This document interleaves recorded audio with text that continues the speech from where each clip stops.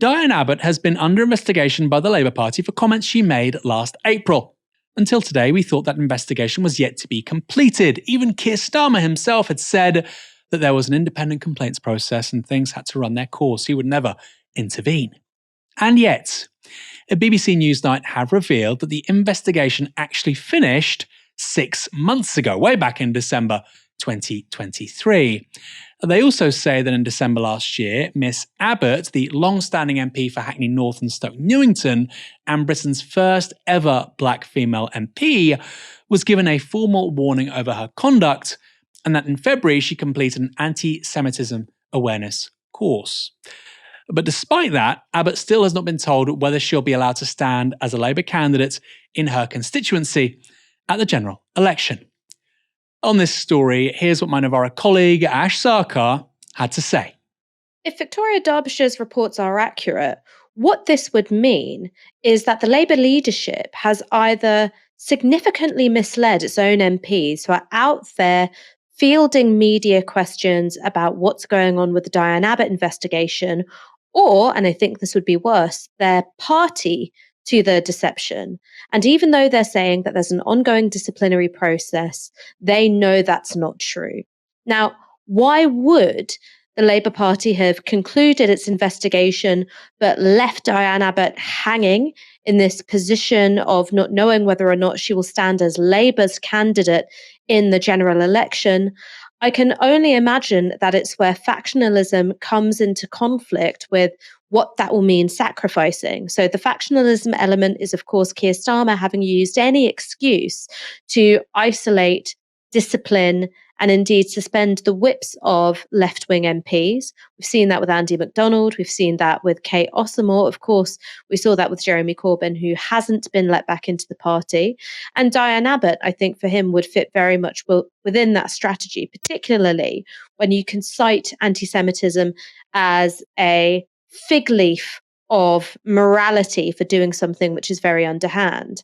Now, the cost is that with Diane Abbott, of course, she's such a huge trailblazer when it comes to UK parliamentary politics. She's the first ever black female MP in our parliament's history. She, of course, has a huge personal mandate as a long-serving representative for Hackney North and Stoke Newington.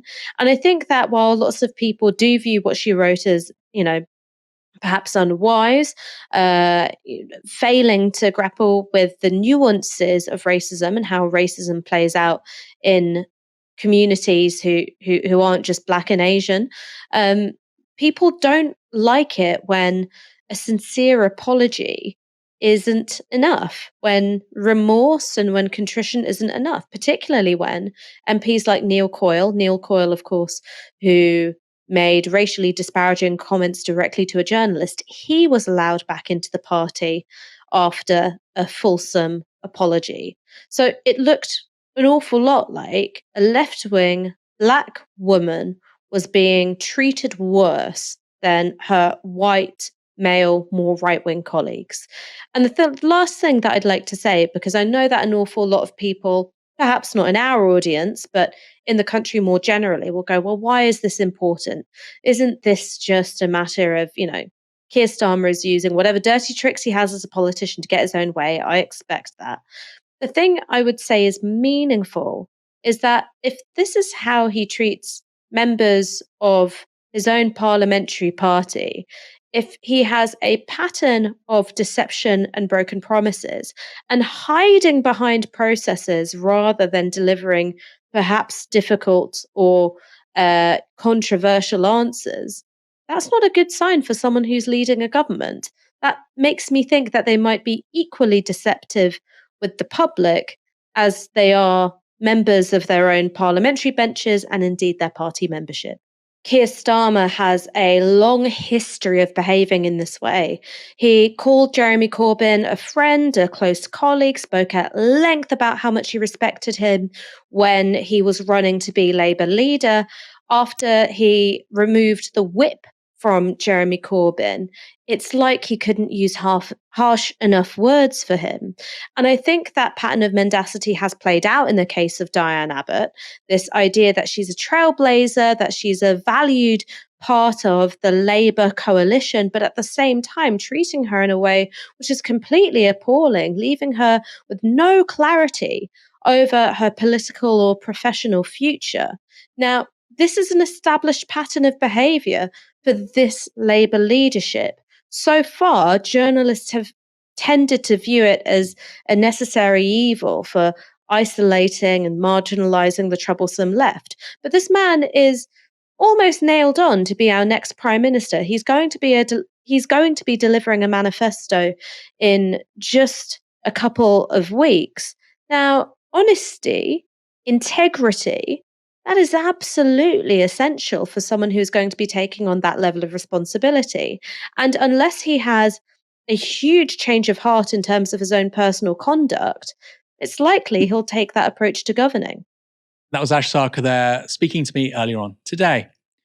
Now, what the Newsnight scoop regarding Ms Abbott shows is that for months, Labour MPs have been lying to the public. Remember when it was revealed that Diane Abbott had been the victim of racist abuse by Tory donor Frank Hester? MP after MP was asked by the media about why Abbott hadn't had the whip restored, and the answer was always the same. Oh, I can't possibly comment. Ongoing investigation. Process, investigation. Can't comment, except it was all rubbish. But even now that we know the party's internal investigation concluded months ago, some Labour MPs still, even now, can't give a straight answer. This was Shadow Business Secretary Jonathan Reynolds on the Today programme. Are the people of Hackney North and Stoke Newington going to be allowed to feel that optimism with a Labour candidate of the name Diane Abbott in this general election or not? Oh, look, we've had a general election that only the Prime Minister seemed to know about. We are almost complete in our candidate selection. The problem is, the reason I'm asking, no, you can, because the reason I'm asking is our colleagues at Newsnight have found out that the Labour investigation into whether Diane Abbott is allowed back into the party was actually completed in December of last year. Months and months ago. You've got 5 days to figure out whether Diane Abbott, a trailblazer in your party, can come back. It is time to say, is she coming back? Look, the process we have in the Labour Party is frankly not one that any politician in the Labour Party decides. So I can't give you an answer on that. We want that situation resolved. We all want to see that resolved. What's your opinion? I think that I genuinely don't know the circumstances. You don't need to know. Do you have an opinion? I think that in any disciplinary matter, you need both sides to engage in it. I genuinely have no additional information other than that. But we all are keen to see every situation like this resolved as soon as possible. Just ridiculous. Carrying on the charade. Mike, what did you make of that with Jonathan Reynolds? Yeah, it's all a mess. I think essentially what's happening here, and let's be absolutely blunt about this, is Labour trying to squeeze Diane Abbott and people like her out of a party. Right. So the Ford report revealed that, black MPs, black and Asian MPs, to be on the receiving end of quite horrific abuse by members of the Labour Party. I don't think we've seen anything from the Labour Party suggest they're going to do anything to protect those MPs from this abuse. If anything, what's the Labour Party going to do is try to squeeze these people out of the party, right? And try to recreate the Labour coalition, right? So the Labour coalition will no longer include, strong black women and Asian women who are on the left. In fact, what's going to happen is the lives of these people will be made difficult to the point where they're squeezed out of the party. Now, let's be clear. Diane Abbott wrote that letter, right? And she shows some contrition for the letter. She's apologised. The letter was wrong. We can move on now. So I think what's happening is these rules of, contrition and, being able to apologise are being applied to the likes of Neil Coyle, who can apologise and be readmitted. With Diane Abbott, there's no intention whatsoever to readmit her to the party. I think we can be blunt about that at this point, right? Because I think what's happening is Keir Starmer and the party trying to completely wear Diane Abbott out to the point where she goes, you know what? I'm going to have to run as an independent at this point. I can't do this anymore. To her credit, Diane Abbott has stood firm and stood strong. But I don't think, I ultimately don't think the Labour Party have any kind of plan to admit her. And what I would say is, this is genuinely disgusting treatment of a woman who was served for nearly 4 decades in Parliament. She's been a Labour MP for 37 years. That is unbelievable dedication to serving her constituents for nearly 4 decades. And I don't think any MP deserves to be treated the way Diane Abbott has, let alone someone who served for nearly 40 years, right? So this is, for me, completely abhorrent, and it shows that Labour have no interest whatsoever in terms of reinstating Diane Abbott. They want to wear her out completely, drain her of all her power. And we have to remember, Diane Abbott's been one of the most abused MPs in Parliament. We've seen this in the lead up to general elections. The abuse she received when she was very hyper-visible as the Shadow Home Secretary. And Labour are doing nothing to kind of defend her, back her in this circumstance. It just all is a complete mess for me. Yeah, it's really extraordinary. And it's about to get even more extraordinary because on the subject of Diane Abbott, we have some breaking news right now as we speak. This is from Stephen Swinford, political editor at The Times. If we can get this up. He has just tweeted this, exclusive with Patrick Maguire, who's at the Sunday Times, of course. Diane Abbott will not be allowed to stand as a Labour candidate in the general election, bringing an end to her 37-year career in Parliament. There are no circumstances in which she will stand under the Labour banner on July the 4th. It's pretty definitive, and like I say, this is the political editor at The Times. There are no circumstances in which she will stand under the Labour banner on July 4th. Senior aides to Starmer have held discussions about restoring her to Labour whip before election to allow her to leave politics with, quote, dignity.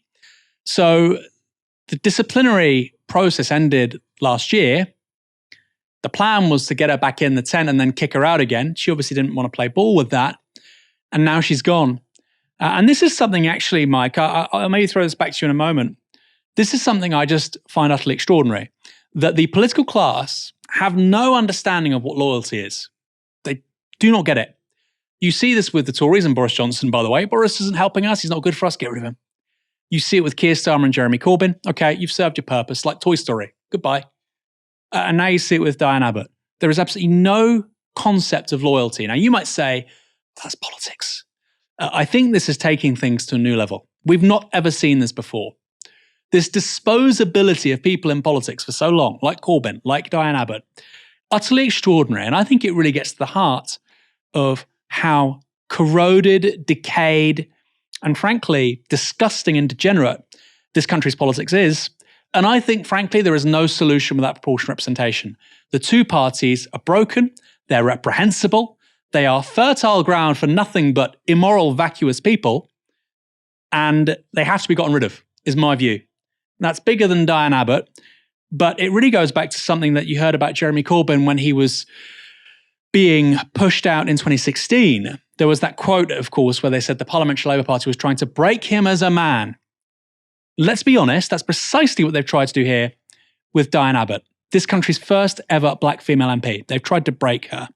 She's not given in. And now this. Utterly extraordinary. Utterly extraordinary.